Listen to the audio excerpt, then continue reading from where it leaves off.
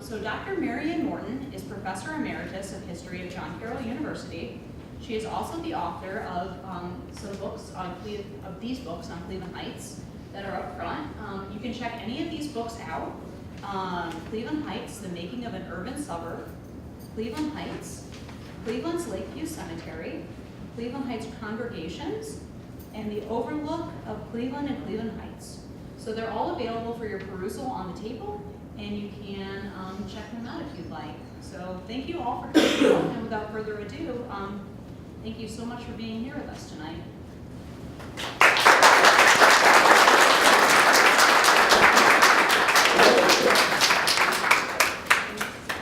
I'm anticipating problems with this mic. Can you hear me all right? Yes? Okay, if you can't, put your hand up. Beg your pardon?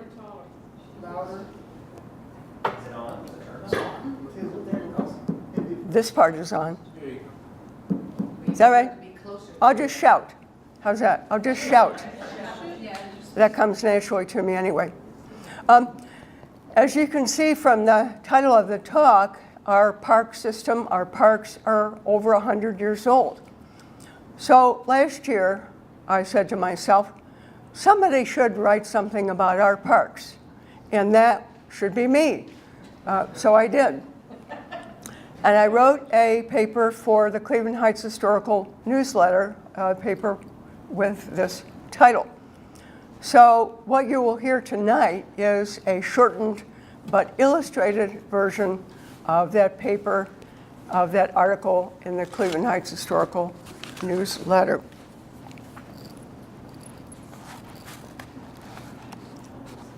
I want to begin by thanking these very special people who gave me a hand, and two of them are here even. Beth Herod, Nancy McLaughlin, Nancy Beaucaire, Kara O'Donnell, Corey Scheider, and Dee Marski. And I want to thank you also for coming. And I hope you, while you are here, you either discover or remember something about your favorite Cleveland Heights parks. I want to begin by saying what this is not about. It's not about how beautiful our parks are, because we know that, or we wouldn't be here. And it's not about all the recreation that our parks provide for young and old, and we know that. There's your picture, Beth. We know that, or we wouldn't be here. But what it is about is the creation of what I've called Cleveland Heights Emerald Necklace. As you can see from the map, it's not really a necklace, it's more like a bracelet with a couple earrings. But I have borrowed the title anyway. So it's about how the Cleveland Heights Park System was established and the important roles that our parks have played in our economic and political life. Specifically, the ways that they were intended to enhance property values nearby, the ways they were intended to celebrate political officials, and the unintended consequence, and I don't think anybody had this in mind, but it happens every time, the ways that they generated political conversation and, yes, sometimes in Cleveland Heights, political conflict, believe it or not. So this is what Cleveland's Emerald Necklace looks like, and you know this, and that does, in fact, look like a necklace, that beautiful park system that rings Cleveland. Our parks were not inspired by Cleveland's Emerald Necklace. However, they were probably inspired by, because Emerald Necklace wasn't created yet, they were probably inspired by nearby parks. Parks such as Lakeview Cemetery. And I think it's useful to remember that, among other things, a cemetery is an urban park. Or the inspiration for our parks might have come from Wade Park, donated by developer Jeptha Wade to the city of Cleveland in 1882. This, of course, became our university circle.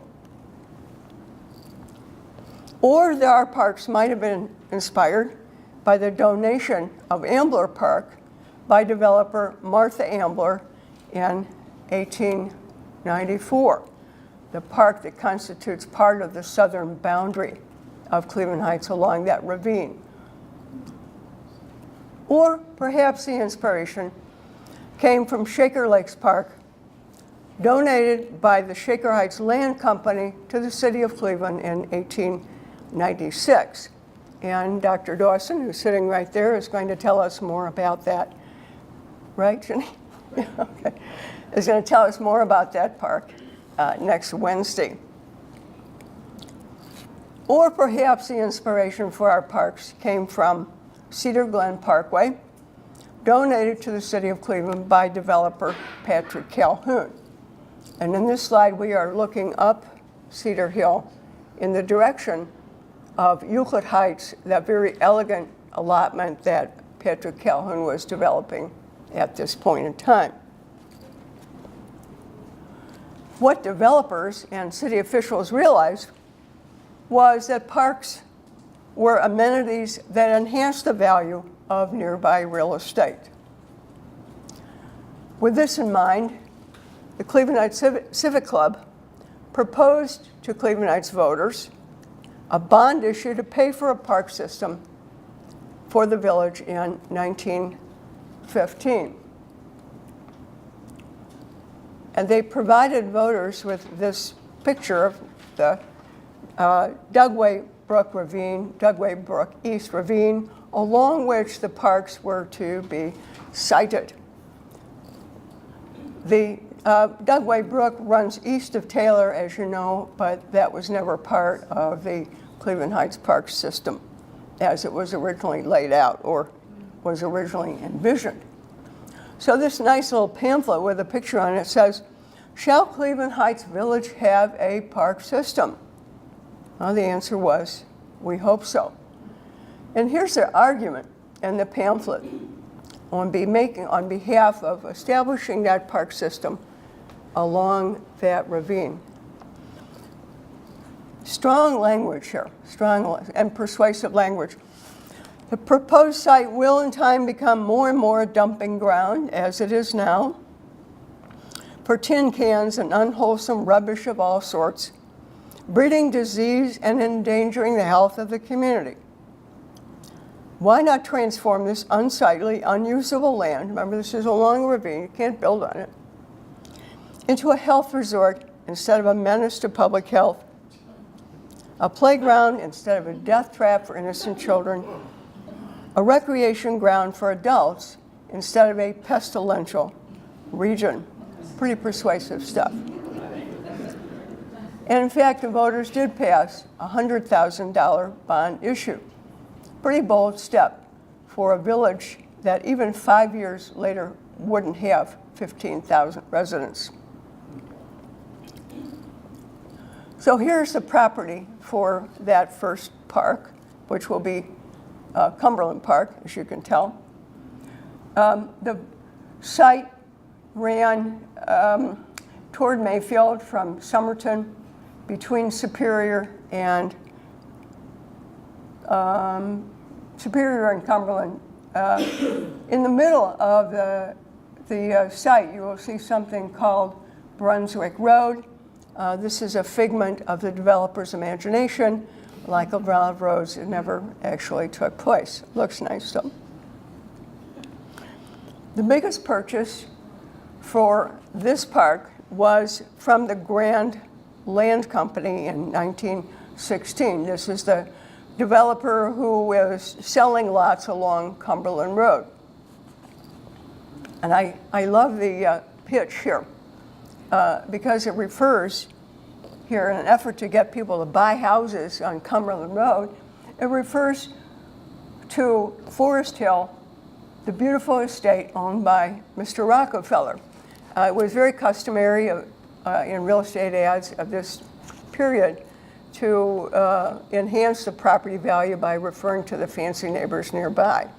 And we will, of course, run into the beautiful estate of Mr. Rockefeller later on. Oh, another interesting thing about this is that Fred Becker, who was the treasurer of the Grand Lane Company, was also on the Cleveland Heights Village Council. It didn't raise any eyebrows at the time, at least not that I read about it. Might raise a few now, though. I raised mine. The park was laid out by landscape designer A.D. Taylor, who we will meet again. The black and white photos are taken in the mid-1930s, about a couple decades after the park was laid out. The color photo on the right side, you can probably identify, who knows what this is? This is at Cumberland? No, nobody. It's the ice skating rink created when the city flooded the parking lot, where people like to skate. Oh, yeah, no, I know it. Okay. The park immediately got engaged, oh, you knew who it was, yeah, in politics, partisan politics at that, because the council hoped that the park would be named Roosevelt Park in everlasting memory of our late and beloved ex-president Theodore Roosevelt. Now, it's important here to distinguish between the Roosevelts. This is, in 1915, a very Republican suburb, and it will stay that way for another 4 decades, 5 decades probably. The name Roosevelt Park never took. I don't know why, but it was always called Cumberland Park. In 1925, the voters passed another bond issue, and that was to build this wonderful pool, which opened in 1927. A couple of things about the pool. One, pool passes went on sale today, so you want to dash over there and get your pool pass before they run out. I went by the pool today, and they are already cleaning it, so we're getting good to go. And the other thing about the pool is it's not only a place to swim, it is also a cult.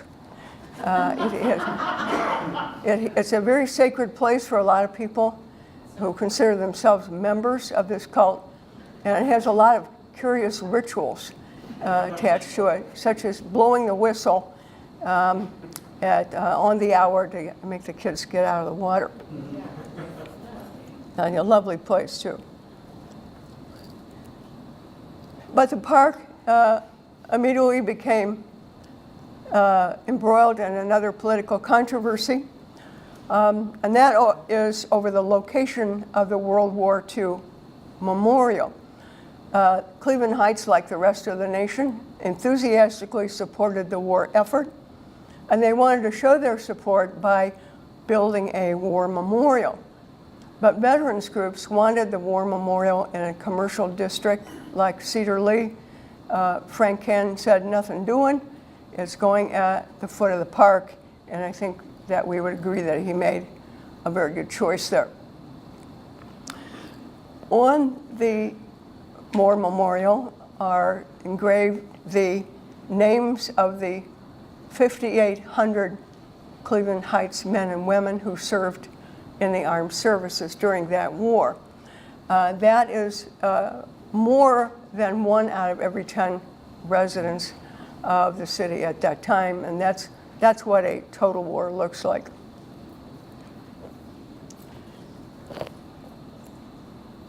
Forty-some years later, another political controversy inspired by the war memorial, and this one was over whether with bond issue money to renovate the old war memorial or to build something new. And what the city did was to do both. Build that circular, a circle with a flag there, and also that attractive low wall on the southern to the south. So that's our first park. Our second park, and this is in order of the acquisition of the property, not in order of, in the order they became parks. Our second park is Kane Park. It was part of the original plan that I showed you on that first pamphlet. And Kane Park is known for many things, for that sledding hill, for the splash pond, for the tennis courts, and of course for the Arts Festival.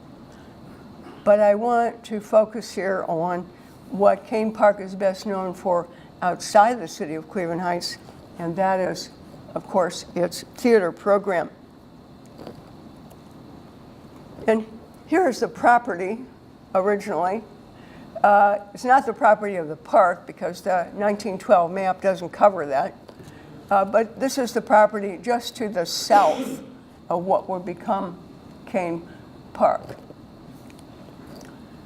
It is property being developed as Minor Heights, named for one of the longtime Cleveland Heights residents who in fact owned most of the property for the park and for this development of Altamont, DeSoto, Hyde Park, Berkeley, and Minor Park, just to the south of the parkland.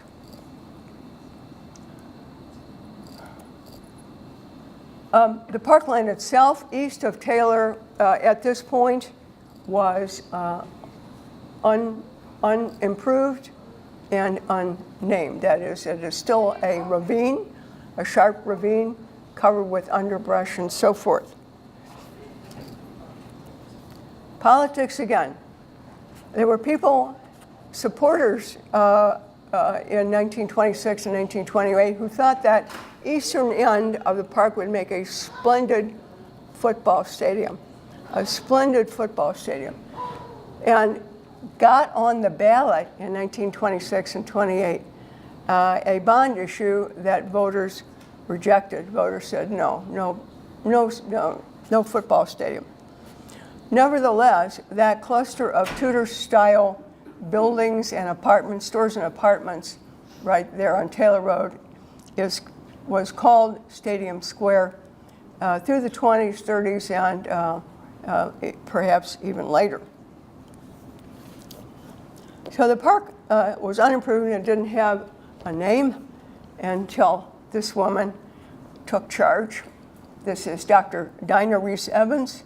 She was the drama teacher at Cleveland Heights High School, who decided in 1934 that she would like to stage a play on that slope going down from Taylor Road, where the football stadium was to have been. Short of funds, she called her friend Frank Kane and asked him if she could name the park, or the city could name the park after him. Much flattered, I assume, he said yes. Kane remained a staunch supporter of Kane Park for all of the rest of his life. The Alma Theater is named for Kane's wife, Alma. Alas, however, the city is pretty strapped for funds to improve the park, thanks to the Great Depression. But Kane, at least so the legend goes, arranged for unemployed veterans from the county Soldiers and Sailors Relief Commission to work on the park's infrastructure and, or so the legend goes, may have paid for those workers out of his own pocket. At any rate, he liked to tell voters that the park had not cost them one penny. Actually, it was the other Roosevelt that came to the rescue and finished up the infrastructure for the park and the theater. This, of course, is Franklin Roosevelt's New Deal, and these are WPA workers finishing up the infrastructure and culverting the brook. The theater opened in 1938 and quickly became known locally for its excellent community theater productions, family-friendly, using local actors. Dinah Reese Evans directed shows like Twelfth Night or in 1942 HMS Pinafore. And how do you lose with HMS Pinafore on the big stage? It can't be done. Like Cumberland Park, Kane Park got swept up in the enthusiasm for World War II. And on the big stage, played several productions in support of the war effort. Among them, this Victory Sing in 1942. And you can imagine how much fun that must have been to have the whole community singing patriotic songs in our wonderful amphitheater. Were they raising money? Hmm? Were they raising money? Or No, it was just raising enthusiasm, I think. I can't name the production that we see here playing before a full house in 1948, but this gives you an idea of what the original amphitheater looked like, especially when it was full. And this is what the amphitheater looked like when I went to Kane Park Productions when I was in high school, although not in 1948. I just want to make that clear. Not long after that. So. However, Kane Park's fortunes faltered, and it continued to lose money in the post-war decades as it competed, as did other theaters, with television and other forms of entertainment. Some big stars, like Sammy Davis Jr., performed in the amphitheater, but community musicals were performed in the Alma all through the 1960s and 1970s. And then in 1979, the park got a lucky break when one of its alumni, David Shaber, wrote a screenplay about a young man falling in love with theater, and he set the movie in Kane Park. Who's seen Those Lips, Those Eyes? Anybody? Oh, people. Thank you. My daughter, that's all. Just I made her look at it. In any case, it's coming back. The movie will be coming back, and if you missed it the first times around, you don't want to miss it on August 8th of this summer. In order to make the production successful, the film company put $100,000 into the park in order to start the refurbishment that was necessary. Somewhat encouraged, apparently, voters passed a bond issue in 1987 that provided a roof over the amphitheater and ended the threat of rain, almost the threat of rain, almost ended it, that had washed out many productions over 5 decades. Yet big productions of musicals soon proved too expensive, and musicals are now performed in the Alma Theater for the most part. Crowd pleasers like these can fill the house and the lawn. I chose people that I saw very selfishly, but I put the show together, so I guess I do. I get to choose who goes in there and who doesn't. And if you missed Arlo Guthrie the last 3 times he was here, you can see him on the big stage at Kane Park on July 22nd. But nothing on the big stage in the way of theater, with this wonderful exception. And this I hope you did see. Anybody see Music Man last August on the big stage? Yes, last stage, I saw you there. A wonderful use, a return to the community musical, and it was a community musical, on that big stage. No costumes except for the leads, no set. Lots and lots of people, but starring also the Contemporary Youth Orchestra. Just a wonderful, wonderful use of that space, and hopefully not too expensive, and maybe we can have that again.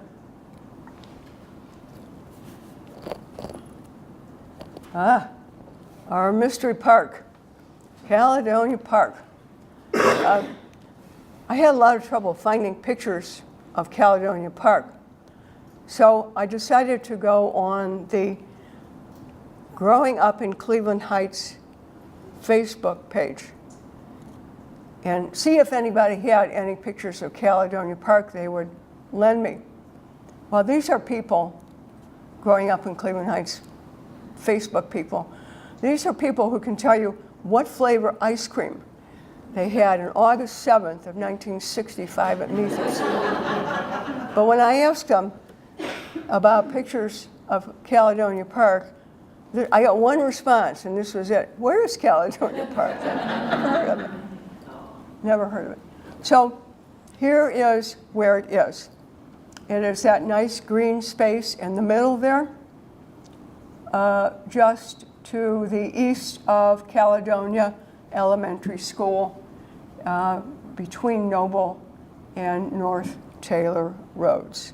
There is where Caledonia Park is, if you are still bewildered. And this is what the site looked like in 1925 when the city purchased it for park purposes. I have no idea why this site was chosen. There's no explanation for it in the council minutes that I read. The owner of the property was the Terrace View Land Company, which was selling homes, or lots anyway, on nearby streets, streets nearby the park, Caledonia, Ravine, and Eloise. The owner of the Terrace View Land Company was Heaton Pennington, very well respected realtor. The guy who arranged for the sale of the southernmost section of John Severance's estate to the Severn allotment.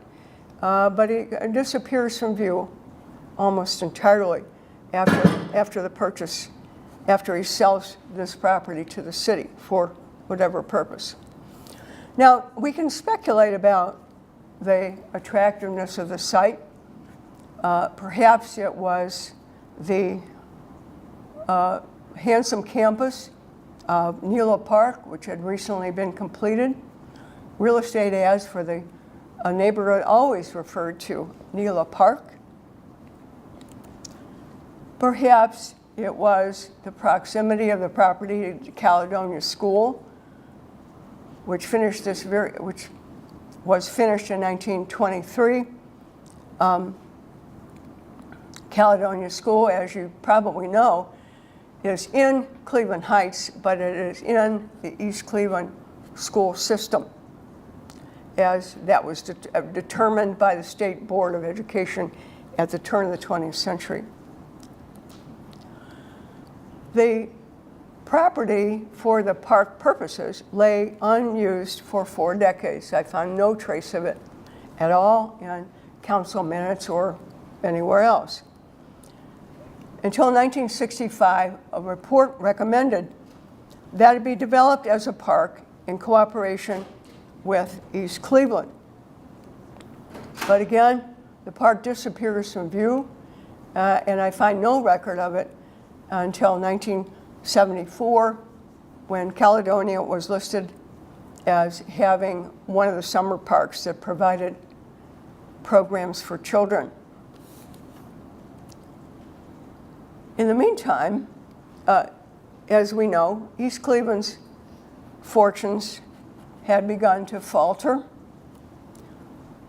and Clevelandites residents whose children attended Caledonia School, as East Cleveland School, requested to join the Cleveland Heights school system.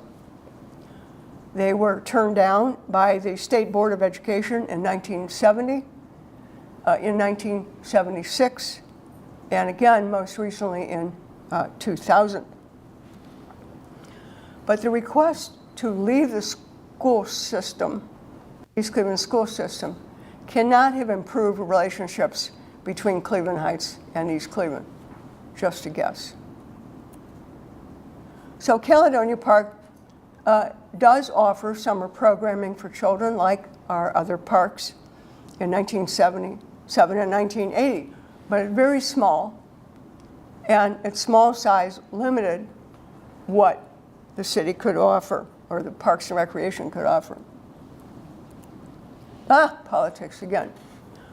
The 1987 bond issue, the one that put the roof over the amphitheater, set aside $500,000 to expand Caledonia Park by purchasing a ravine owned by East Cleveland.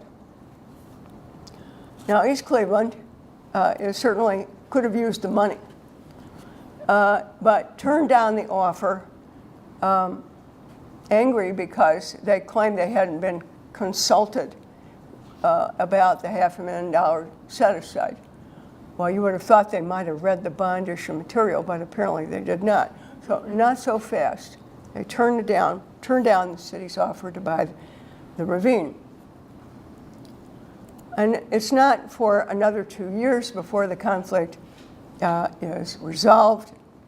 And the result is that Cleveland Heights leases the land for the park from East Cleveland, polices it, and maintains it. So our Mystery Park does have picnic shelters and a supervised playground like our other parks do.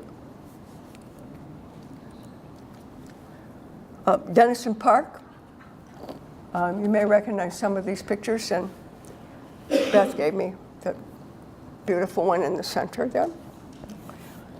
Denison Park is a little different from the other parks because it is not purchased, it is annexed from South Euclid. And you can see, I hope you can see the property here at the corner of Monticello and Belvoir, annexed in 1926.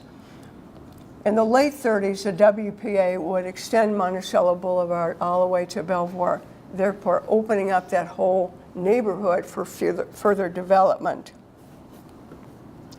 The city did not annex that property, however, for a park. It annexed the property, which was a quarry, for a dump. It was not intended to be a park. It was intended to be a dump for Cleveland Heights growing and presumably a very sloppy population. The dump also created a political scandal, a story that made the front page of both the Plain Dealer and the Heights Sun Press when city worker dumped raw garbage into the dump. And nearby homeowners, housewives are referred to here, complained about rats and, as you might expect, foul odors, and said that when they called City Hall, nobody answered the phone or paid any attention to them, just like they do now. In any case, maybe it was the garbage, but nobody wanted to buy the property when it went up for sale, except for Church of the Master, which bought 3 parcels of property at the corner of Monticello and Quarry and built this very handsome colonial church in 1951. An indication that post-war prosperity was encouraging the building of new homes in the northeast section of town. And as the homes were built and folks moved in, the city decided to designate the area a park in 1954. And in 1955, the park was dedicated on Memorial Day by our longtime Congressman Frances P. Bolton, Congressman, Representative Frances P. Bolton. Also a Republican, because this is still a very Republican suburb. The park is named for Robert Dennison, who was actually in city government even longer than Kane. He was vice mayor and a council member, serving even more years than Kane had himself had. The city decided to build a pool, and after some delays and some friction with the construction company, Denison Pool opened in 1970. Is this you, Beth? Yeah. There she is. She gave me that picture. The Denison Park got it. It's a beautiful pool. Initially, and these are Beth's pictures also, initially the swim season extended to Labor Day, as did Cumberland's, as does Cumberland's. But in 2005 and 2006, the swim season shortened to the middle of August and then the beginning of August. And then in 2007, the Denison pool closed altogether, although the buildings, the bathhouse, remain. Perhaps to compensate for the loss of the pool, Denison Park got a new soccer field in 2011, and you may recognize some of those folks. Some of them are indeed still around. Oh, that really wasn't very long ago, 2011. And like the other parks, Denison has a playground and tennis courts. So Denison Park is the only one with a soccer field and a church. Last but by no means least, Forest Hill Park. Here the story in some ways is very similar, in some ways very different from the story of the other parks.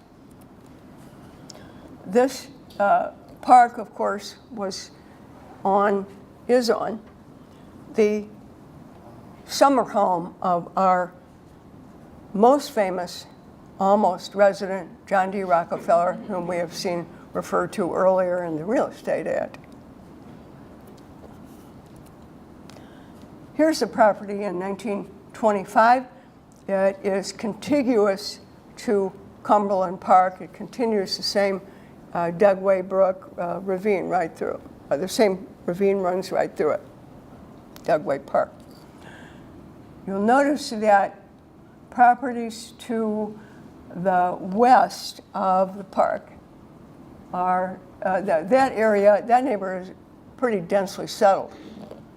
But the area to the east of the park has nobody in it yet, although we'll see that this guy in the center has great plans for that area to the east of the park.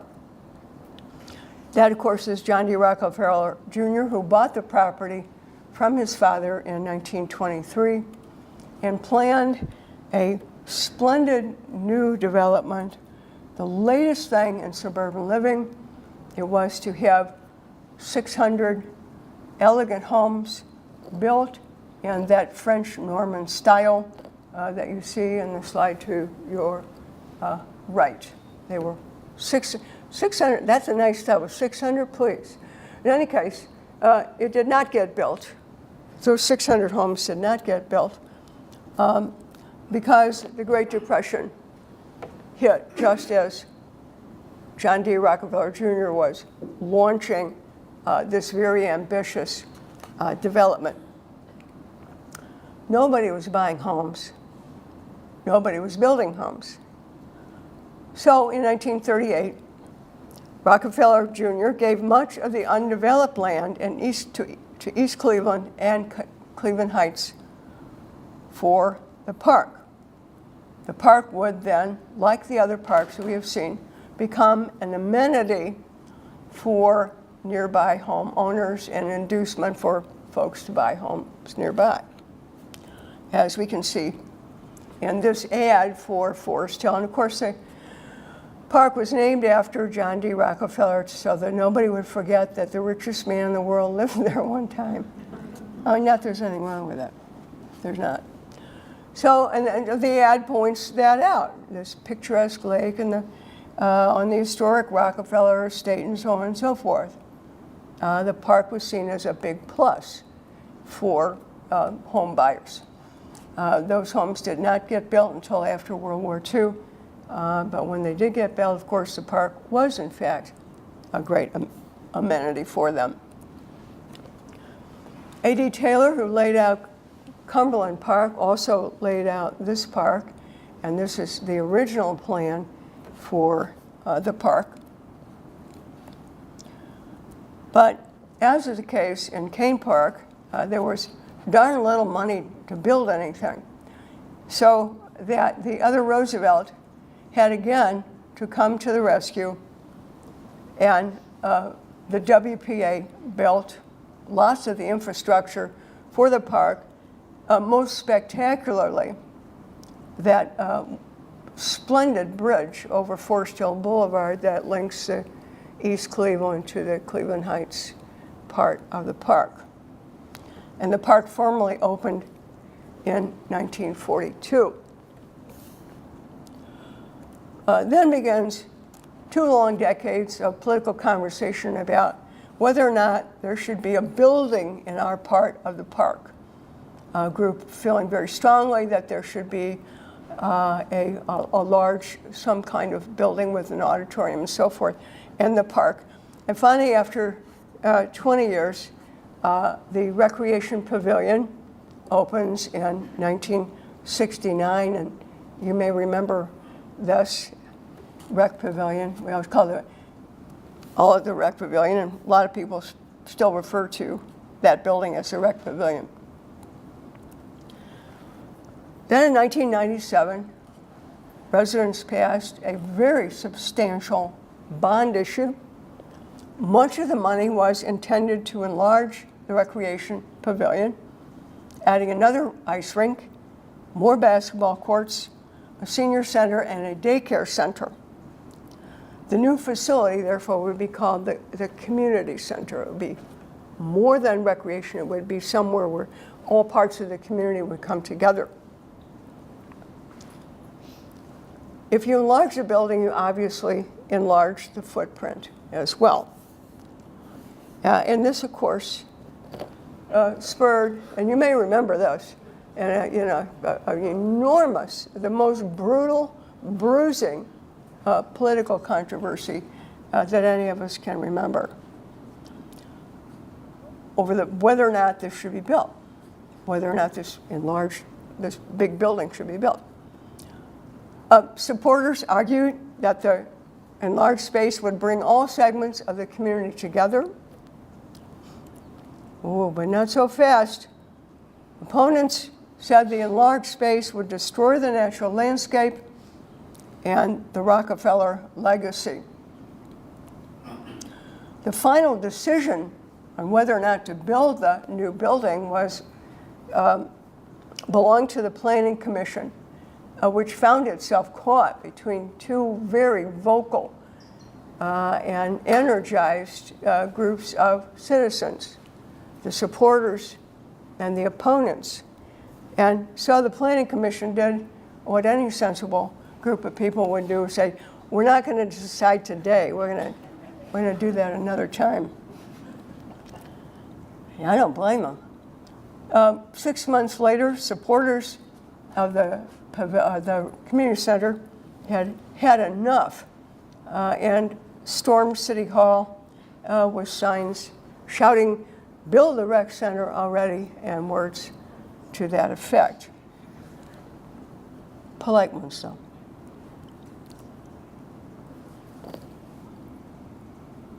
And finally, in January of 1999, after years of discord and dissent, the Planning Commission, with a couple new members, gave an okay to the community center. Supporters were thrilled, claiming it would really benefit the city. Opponents wailed. It was the worst example of park planning in the history of the United States. It would do irreversible damage. Nothing would ever be the same. and so on and so forth. And in 2002, years after the bond issue had passed, the community center opened and thus ended the most exhausting, most prolonged political controversy, at least in my memory. And in conclusion, we don't have an emerald necklace that looks like this. We don't have lions and tigers. We do have coyote, but no lions and tigers. And nothing quite as spectacular as this emerald necklace. But we have our own emerald necklace built along a garbage-strewn ravine and an old quarry turned into a dump. An emerald necklace where we can enjoy the recreation and, of course, the beauty of the landscape. And as we think about that, I think it's useful to remember that when the parks were envisioned, they were intended not just to be beautiful places where we could swim or play soccer, but they were intended to be places that would enhance the property values nearby, enhance the political reputations of elected officials. And although they didn't intend this to happen, our parks became places also that generated the lively political conversation that is so characteristic of our city.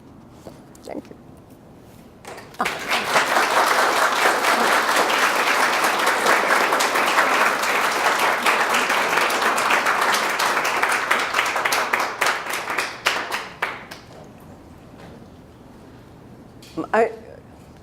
Anybody have questions? Yes, sir. Two things about Caledonia Park. When I was a kid in the late 50s, they had programs there. It was Did they? Cleveland Okay. Supervised Playground. I think it went into decline and it wasn't used for a while. Okay. It's been a supervised playground like all the parks did. Okay, but so there was programming there. I Late couldn't. 50s for sure. Yeah, I couldn't find any trace of it anywhere. Huh. I think the other thing is maybe they built that park because it also has the ravine behind it. Yes. The same way they did, Cumberland and Kane. Right. I don't know. Your parks are all built along a ravine. You can't build a house on the ravine, so you might as well take advantage of the natural or the scenic attractions and turn it into a park. Why not? One more quick, Yeah. quick story about it. I taught at East Cleveland for about 30 years, and the kids who lived around Caledonia would tell there was this imaginary person they called the Green Lady, Is that right? who they would say would stalk them if you walked through the ravine. Is that right? I don't think she was ever found, but I'm sure. I bet it was pretty scary down there in that ravine. Yeah, I bet so. Yeah.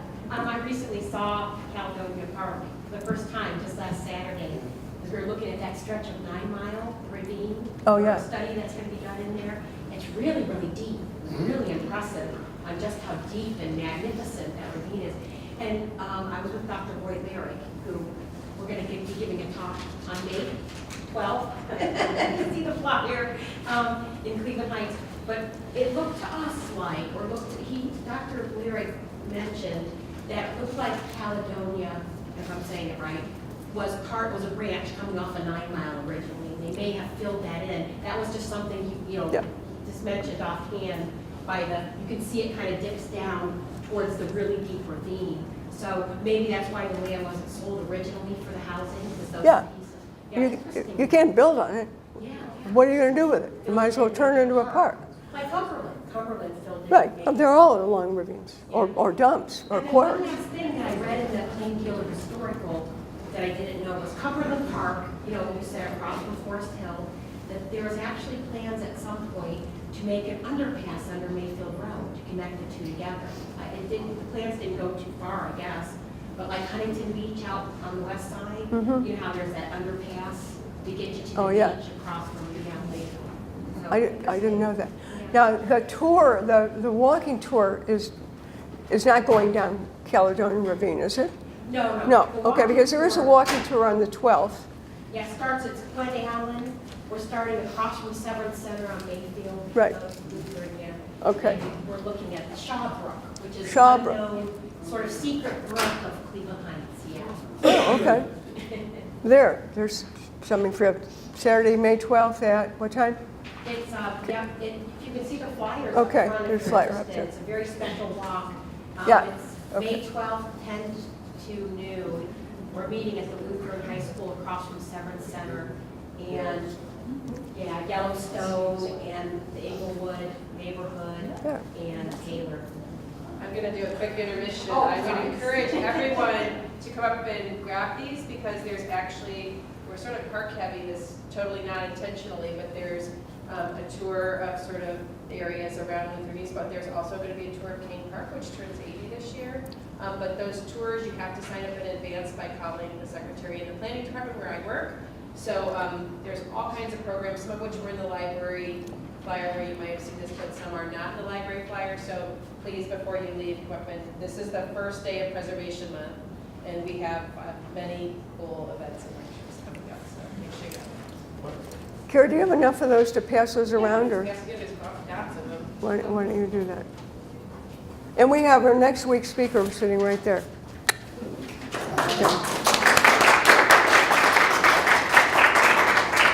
They don't want to miss that.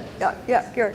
So the roads in Fort Sibley down the ravine and the bathhouse and all the rest of them were all built after Johnny left Philly? The road, I'm sorry. There's a road that goes down into the ravine and the bowling green and the bathhouse by the pond and the bridge. That was all done in the 40s? No, I think some of that is in. Some of that infrastructure is there already. But the most spectacular addition made by the WPA is that bridge, and probably some new Please pathways. stand at the microphone because we are Oh, videotaping okay. and videotaping this. It will Sorry. be on the city's YouTube channel. So if you friends this, if you think they like it, keep an eye out. And on DVD at the library. Gary, did I come anywhere close to answering your question? Yeah. Thank you. Close is as good as it gets, yeah. I believe I remember there was some controversy. My kids were just into soccer, and when they built the soccer field at Denison, yeah. Wasn't there a problem because they said they're building it on a dump and there's some of the sewage was coming up? Or Oh, I don't know. Last ran through. I don't remember much about that. Do you? The baseball field too. That's part of the reason why they put down the turf. Because of the grass and turf grass and so on. Thank you. Nancy lives right across the street. Do you remember anything? Yeah, definitely there was controversy about it. I was working for the city at the time as well. There was talk. But yes, we still see things coming to the surface occasionally in the park, not in the soccer field, but elsewhere. Well, darn it, controversy I missed. Next time.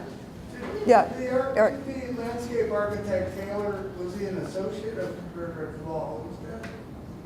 I don't think so. Kara, was A.D. Taylor associated with Frederick Olmsted at all? Because I always thought it was Law Homestead that did the all through Boulevard down to the lake and Forest Hill. No. No. No, influenced by it. The short answer is no. But I think it's the correct one if Kara says it is. Yes. How many of those Rockefeller, I know there weren't 600, but some were built. Yes. How many were built? I think, what's the number, 81 of the Rockefellers were built? Something like that, yeah. Most of those are in East Cleveland. Right. So, 81 were built, and then the Depression took care of the rest. And the Rockefeller building, which is the anchor for the development, was built in 1930, I think, something like that. Ken, yeah. I brought the Historic Society newsletters here, including Dr. Morton's article here on the parks. Our last newsletter, I'm going to leave them on the table over there. Oh, this is the print version. Is that what you're saying, Ken? It's a print version of the talk, which has documentation for some of the statements I just made anyway. Yeah, Taylor. So when the rec center was built, I'm University Heights, and I remember, you couldn't go there. You could go there, but you paid like 3 times the amount. So I noticed when they were saying, it'll bring our communities together, not community, but communities. Was the original idea that it would allow everybody in the area, and then they decided not to? Or, do you know? I don't know. I always assumed it was Cleveland Heights residents only or some special. Bettina, do you know the answer? I don't know. I assumed that there would be Cleveland Heights, East Cleveland, because Forest Hill And is East- divided right. by that road. It was by Forest Hills Road, and it was like, there was the East Cleveland side, and then there was the Cleveland Heights side. And the thing was that the bond issue was with the Cleveland Heights side, but the idea was that, yes, East Cleveland could use it because it was like one big park. And yet, I've never seen anything in the flyers or anything from anybody. East Cleveland, welcome, come on in, you know, I've never seen that. And that is like one of the big problems, I think, because it was like, Kinda, yeah. because it was like, it was supposed to be, that was one reason Oh, I why don't they said, East Cleveland could be welcome to it, because it was one big park. It was like, it just simply split by that road, but that was it. Well, we have the answer right here, and it's not from me. I was It's at those 2 Carol. a.m. meetings, so I remember this very clearly. Because the citizens of This is Cleveland Carol Heights- O'Donnell, by the way, City those who planner don't of know. Cleveland Heights. Because I was at those meetings, because the citizens of Cleveland Heights are the ones who passed for and paid for the bond issue, those were the people who were permitted to go there. There were some provisions made, I know, for University Heights students, kids in the Cleveland Heights University Heights school system. It may have also been in the East Cleveland system, I don't remember. The students were allowed to buy a pass that was a little bit more because the reasoning was that their parents were paying the taxes, or the city of Cleveland Heights residents were paying for the bond issue. And I know that in more recent years, passes have been made available to people who work in the city of Cleveland Heights but don't necessarily work here. So there has been some expansion, and I honestly don't know exactly where that is right now with residents versus non-residents, but I'm sure if you called the rec center, they could tell you. So just to add to the controversial side, it's always been a curiosity of mine, if the addition to the rec center got done in 2002, why then did they have to re-roof the whole thing 16 years later, this year? I don't know the answer to that. I don't know how they should go. Oh, But there were solar panels put in. Nancy Scudider knows it. What year the baby pool at Denison went away? Remember it was like down below where the baseball diamond That's is? when they redid the pool. They redid the. Do you know what year that was? After you were a baby and before you started taking swim lessons. 1986. 1986. So your mother had the answer as usual.